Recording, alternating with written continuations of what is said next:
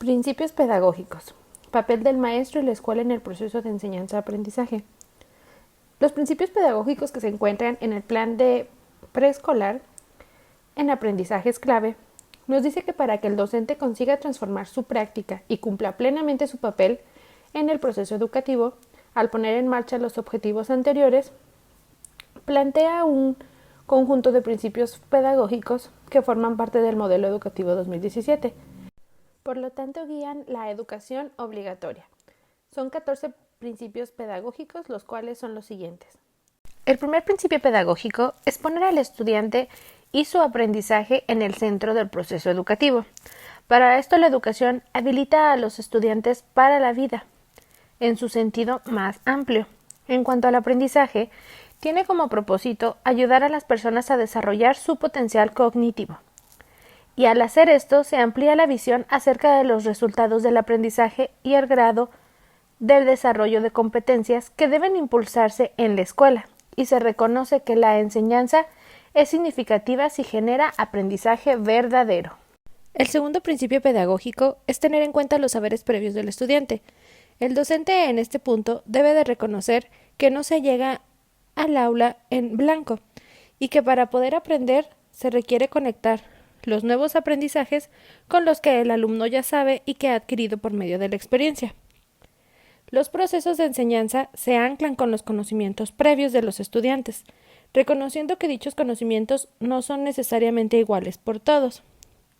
En cuanto a la planeación de la enseñanza, es sensible a las necesidades específicas de cada estudiante, y las actividades de enseñanza se fundamentan en nuevas formas de aprender para involucrar a los estudiantes en el proceso de aprendizaje mediante el descubrimiento y dominio del conocimiento existente. El tercero es ofrecer acompañamiento al aprendizaje. Aquí el aprendizaje efectivo requiere del acompañamiento tanto del maestro como de otros estudiantes y otros agentes escolares. En cuanto a las actividades de aprendizaje, se organizan de diferentes formas, de modo que todos los estudiantes puedan acceder al conocimiento. Aquí es importante eliminar las barreras para el aprendizaje y la participación en virtud de la diversidad de necesidades y estilos de aprender. Antes de remover el acompañamiento, el profesor se asegura de la solidez de los aprendizajes. El cuarto aprendizaje es conocer los intereses de los estudiantes. Es fundamental que el profesor establezca una relación cercana con los estudiantes, esto que sea a partir de sus intereses y de cada una de las circunstancias particulares. Esta cercanía le va a permitir planear de una mejor manera y así involucrarse en sus aprendizajes. El quinto es estimular la motivación intrínseca del alumno. Aquí el docente diseña estrategias que hagan relevante el conocimiento, fomenten el aprecio del estudiante por sí mismo y por las relaciones que establece en el aula.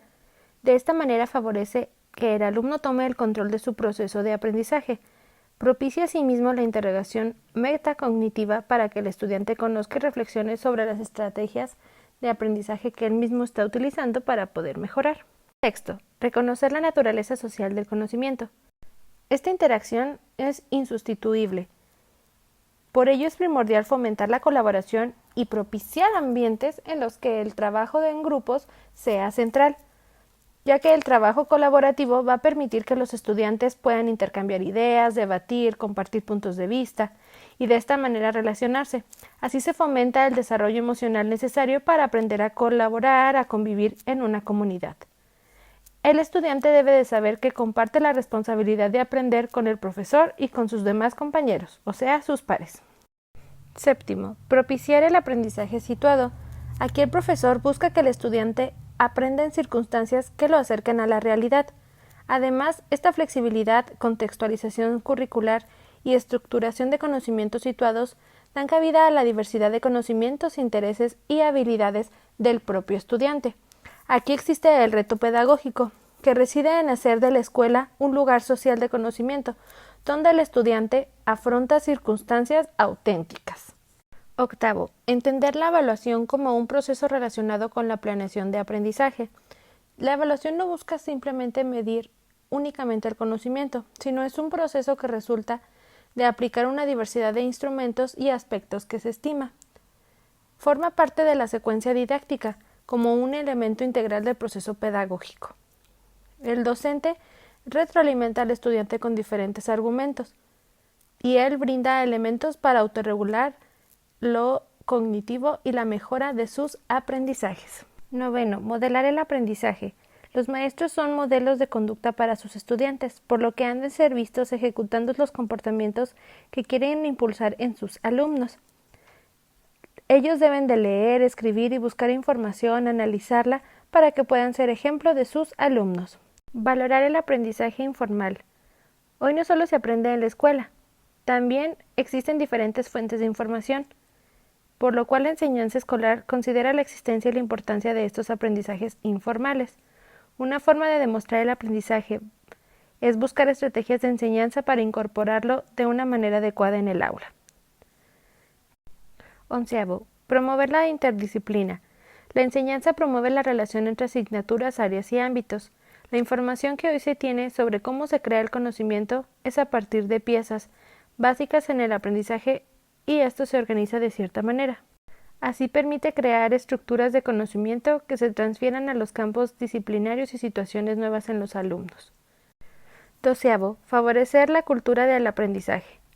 La enseñanza favorece los aprendizajes individuales y colectivos, ya que promueve al estudiante que entable relaciones de aprendizaje, se comunique con los otros y mejore, por tanto, cada uno de los logros individuales y además colectivos. Además, se brindan diferentes oportunidades de interacción. 13. Apreciar la diversidad como fuente de riqueza para el aprendizaje. Los docentes han de fundar su práctica en la inclusión. También deben de identificar y transformar sus prejuicios con ánimo de impulsar el aprendizaje de cada uno de sus estudiantes, además de fomentar ambientes de respeto y las prácticas que reconozcan la interculturalidad y promuevan el entendimiento de las diferencias en cada uno de los alumnos. 14. Y último principio pedagógico es usar la disciplina como apoyo al aprendizaje. La escuela da cabida a la autorregulación cognitiva y moral para promover el desarrollo del conocimiento y de la convivencia. Así, los docentes y los directivos deben de propiciar un ambiente que sea de aprendizaje seguro, cordial, acogedor, colaborativo y estimulante para cada uno de sus alumnos y que ellos se sientan libres y seguros. El plan de estudios también nos habla sobre la forma en la que se construye el conocimiento.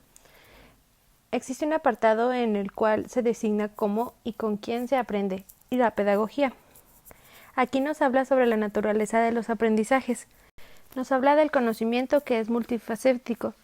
Además, también nos explica sobre la labor docente, que esta es fundamental para que los estudiantes puedan aprender y trasciendan incluso los obstáculos materiales y de rezago que se deban de afrontar. Además, también nos habla sobre las herramientas que son necesarias para los estudiantes y lo que se debe de tener en cuenta en el currículum, como las emociones y la cognición. Esto para guiar el aprendizaje y cómo va a afectar en cada uno de los alumnos. Existe un apartado donde nos habla sobre la formación inicial docente. Nos dice cuáles son las características que debe de tener este personal. Además de que también nos habla de las reformas anteriores de la educación básica que han realizado y cómo se ha ido transformando esta labor del docente. Además nos explica que la educación debe de ajustarse al nuevo currículum de la educación básica, esto con el fin de que siga siendo el pilar de la formación inicial de los maestros en la educación básica del país. También existe un apartado en donde marca el artículo 3 de la Constitución Política de los Estados Unidos Mexicanos, en donde nos dice cuáles serán las características que debe de ser democrática, nacional, contribuirá a la mejor convivencia humana y que será de calidad. Esto como parte de la fundamentación legal del plan de estudios. Además, existe un apartado en donde describe cada una de las características del aprendizaje clave. Aquí nos dice que un aprendizaje clave es el conjunto de conocimientos, prácticas, habilidades, actitudes y valores fundamentales que contribuyen sustancialmente al crecimiento integral del estudiante.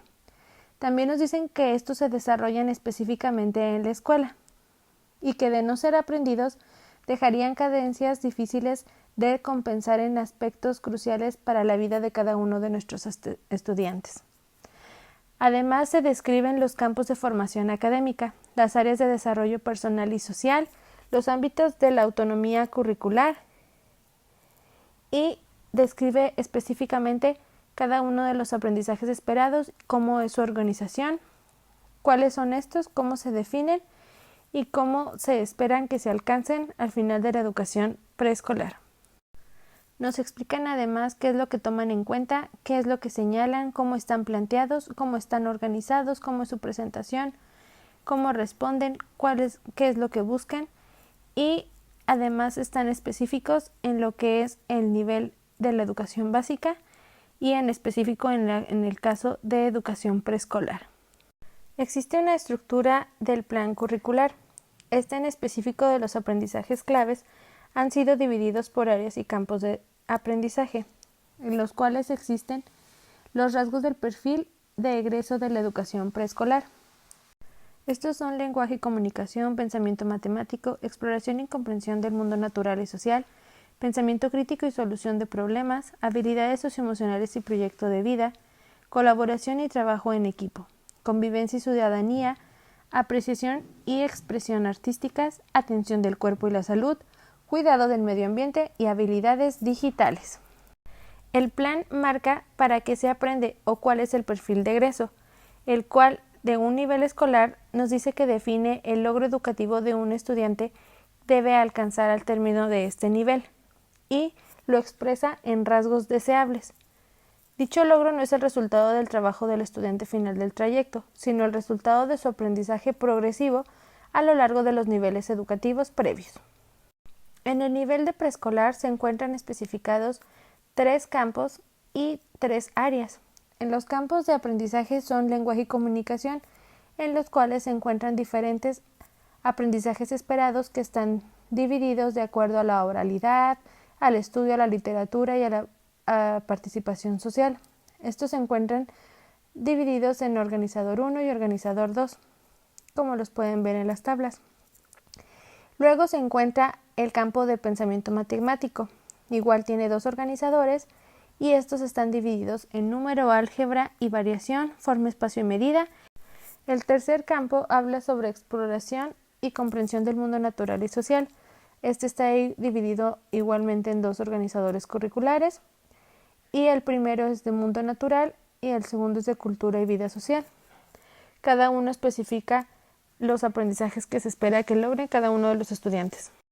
Luego se tienen 3 áreas de desarrollo, los cuales son artes, educación socioemocional y educación física. Igualmente están divididos por organizadores curriculares, que es de acuerdo a lo que se quiere alcanzar, y los aprendizajes esperados que se requiere trabajar a lo largo de las actividades. Estos se pueden trabajar de manera transversal, combinados con otros aprendizajes o en específico en uno solo. Estos son aspectos específicos que maneja el plan de estudios, el cual está enfocado en el nivel de preescolar.